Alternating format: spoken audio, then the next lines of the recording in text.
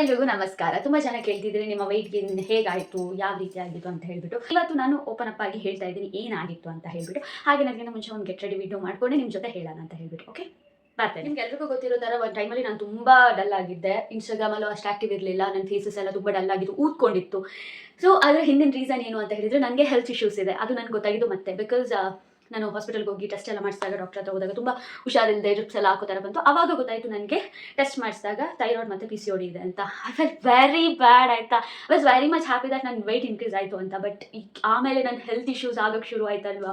Mood swings ಆಗಿರ್ಬೋದು, ತುಂಬ upset, ಡಿಪ್ರೆಷನಿಗೆ ಹೋದೆ. ಮನೇಲಿ ಅಂತ ಹೇಳ್ಕೊಳಕ್ಕಾಗಲ್ಲ ಬಿಕಾಸ್ ಮನೆಯವ್ರ ಮುಂದೆ ಎಲ್ಲ ಇದನ್ನೆಲ್ಲ ಹೇಳ್ಕೊಂಡು ಕೂತ್ಕೊಳ್ಳೋಕ್ಕಾಗಲ್ಲ. ದಟ್ ನನಗೆ ಈ ಥರ ಆಗ್ತಿದೆ, ಆ ಥರ ಆಗ್ತಿದೆ ಅಂತ. ಬಿಕಾಸ್ ಅವ್ರಿಗೂ ಬೇಜಾರಾಗುತ್ತೆ. ಆ್ಯಂಡ್ ಮೊದಲು ನಮ್ಮಪ್ಪ ಅಂತ ಹೇಳಿದ್ರೆ ನಾನು ಬೇಜಾರಲ್ಲಿದ್ದೀನಿ ಹೇಳಿದ್ರೆ ಅವ್ರಿಗೂ ಫುಲ್ ಮೂಡ್ ಅಪ್ಸೆಟ್ ಆಗುತ್ತೆ. ಅಮ್ಮನೂ ಅಷ್ಟೇ. ನಾನು ರಾತ್ರಿ ಇಡೀ ಅಳ್ತಾ ಇದ್ದೆ, ಇದನ್ನೆಲ್ಲ ನೆನೆಸ್ಕೊಂಡು ಒಬ್ಬಳೇ ಇದ್ದೆ. ಆ ಟೈಮಲ್ಲಿ ಕೆಲಸ ಮಾಡೋಕ್ಕೂ ಆಗ್ತಿರ್ಲಿಲ್ಲ. ವಾಪಸ್ ರಿಯಲ್ ಹೇಗಿದ್ದೆ ಹಾಗೆ ಬರೋಕ್ಕೆ ತುಂಬ ಅಂದರೆ ತುಂಬ ಟೈಮ್ ಹಿಡಿತು.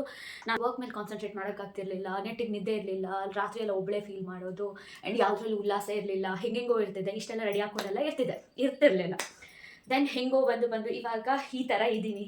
ಸಡನ್ನಾಗಿ ವೆಯ್ಟ್ ಇನ್ಕ್ರೀಸ್ ಆಗುತ್ತೆ, ಸಡನ್ನಾಗಿ ವೆಯ್ಟ್ ಲಾಸ್ ಕೂಡ ಆಗ್ತಾ ಇದ್ದೀನಿ. ಊಟ ಮಾಡೋಕ್ಕೆ ಮನಸ್ಸಾಗಲ್ಲ. ಕೆಲವೊಂದ್ಸರಿ ಊಟ ಮಾಡ್ತೀನಿ, ತುಂಬ ಮೂಡ್ ಸ್ವಿಂಗ್ಸ್ ಆಗುತ್ತೆ. ಆ್ಯಂಡ್ ಎಲ್ರಿಗೂ ಗೊತ್ತಿದೆ PCOD ಎಲ್ಲ ಇದ್ದಾಗ ಪೀರಿಯಡ್ಸ್ ಪೇನ್ ಅಂತೂ ಹೇಳೋದೇ ಬೇಡ. ಇದನ್ನೆಲ್ಲ ಹೇಳಬಾರ್ದು ಅಂತ ಅಂದ್ಕೊಂಡಿದ್ದೆ. ಬಟ್ ತುಂಬ ಜನ ವೆಯ್ಟ್ ಗೇನ್ ಹೇಗಾಯಿತು ಅಂತ ಕೇಳುವಾಗ ಈ ಥರ. ಬಟ್ ಇವಾಗ ವೆಯ್ಟ್ ಗೇನ್ ಆಗಿದ್ಮೇಲೆ ತುಂಬ ಬೇಜಾರಾಗ್ತಿದೆ. ಬಿಕಾಸ್ ಯಾವುದೇ ಫ್ಯಾಟ್ ನಿಮಗೆ ಗೊತ್ತಾಗಲ್ಲ, ಬಟ್ ನಾನು ಕೂತಾಗೆಲ್ಲ ಇಷ್ಟು ನನಗೆ ಫ್ಯಾಟ್ ತುಂಬ್ಕೊಂಡ್ಬಿಟ್ಟಿದೆ ಹೊಟ್ಟೆಯಲ್ಲಿ. ತುಂಬ ಅಂದರೆ ತುಂಬ ಬೇಜಾರಾಗುತ್ತೆ. ಇಷ್ಟಪಟ್ಟಿದ್ದ ಡ್ರೆಸ್ನ ಅಷ್ಟು ಹಾಕೋಕ್ಕಾಗ್ತಿಲ್ಲ ನನಗೆ. ಮೇಜರಾಗಿ ನನಗೆ ಜೀನ್ಸ್ ವೇರ್ ಮಾಡೋಕ್ಕಾಗ್ತಿಲ್ಲ. ಹೊಟ್ಟೆ ಎದ್ದು ಕಾಣಿಸ್ತಾ ಇದೆ. ನೀವು ಗೇಲಿ ಮಾಡ್ತಾ ಇದ್ದೀರಾ, ದಪ್ಪ ಆಗಿಬಿಟ್ಟಿದ್ಯಾ ಹಂಗೆ ಹಿಂಗೆ ಅಂತ ಹೇಳಿಬಿಟ್ಟು. ಲೈಕ್ ಅದ್ರ ಒಳಗಡೆ ನೋವು ನನಗೆ ಗೊತ್ತಿದೆ. ಆ್ಯಂಡ್ ತುಂಬ ಜನಕ್ಕೂ ಅರ್ಥ ಆಗ್ಬೋದು ಯಾರಿಗೆಲ್ಲ ಈ ಥರ ನಂತರನೇ ಫೇಸ್ ಮಾಡ್ತಾ ಇದ್ದೀರಾ. ಆ್ಯಂಡ್ ಹೇರ್ ಫಾಲ್ ತುಂಬ ಇಷ್ಟ ಇದ್ದಿದ್ದು ನನಗೆ. ನನ್ನ ಕೂದಲು ತುಂಬ ಹೇರ್ ಫಾಲ್ ಆಗ್ತಿದೆ. ಇವಾಗ ನೋಡ್ಬೋದು ಏನು ಅಂದರೆ ಏನಿಲ್ಲ. ಕಾಣ್ತಿದ್ಯಾ?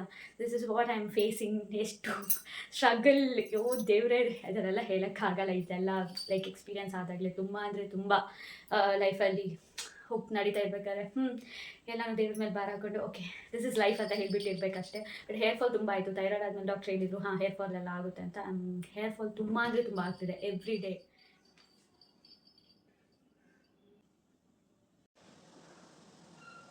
ಇಷ್ಟೆಲ್ಲ ಆಗಿದೆ. ಇನ್ಮೇಲಿಂದ ಹೇಗಿರ್ತೀವೋ ಹಾಗೆ ಇರ್ಕೊಂಡು ಹೋಗೋದು ಅಷ್ಟೇ. ಆ್ಯಂಡ್ ಯಾರೆಲ್ಲ ಕೇಳಿದ್ರಿ ನಿಮ್ಗೆ ಆನ್ಸರ್ ಸಿಕ್ತು ಅಂತ ಅನ್ಕೋತೇನೆ. ಓಕೆ, ನೆಕ್ಸ್ಟ್ ವೀಡಿಯೋದಲ್ಲಿ ಸಿಗುವ. ಅಲ್ಲಿ ತನಕ ಎಲ್ಲರೂ ಕೂಡ ಬಾಯ್, ಟೇಕ್ ಕೇರ್. ಓಕೆ, ಇದು ನನ್ನ ಇವತ್ತಿನ ಔಟ್ಫಿಟ್ ಆಯಿತಾ. ಈ ಡ್ರೆಸ್ಸ ನೀವು ನೋಡಿರ್ತೀರ. ನೋಡಿದ ಡ್ರೆಸ್ಸಲ್ಲಿ ಎಷ್ಟತಿ ಅಂತ ನೋಡ್ತಿರ್ತೀರ. ಓಕೆ, ಯಾವುದಿಲ್ಲದಿದ್ರೆ ಏನು, ಮುಖದಲ್ಲೊಂದು ಚೆನ್ನಾಗಿ ಮುಖದಲ್ಲೊಂದು ಚೆನ್ನಾಗಿ ಸ್ಮೈಲ್ ಇದ್ರೆ ನಾನೇ ಚಂದ ಅಲ್ವಾ.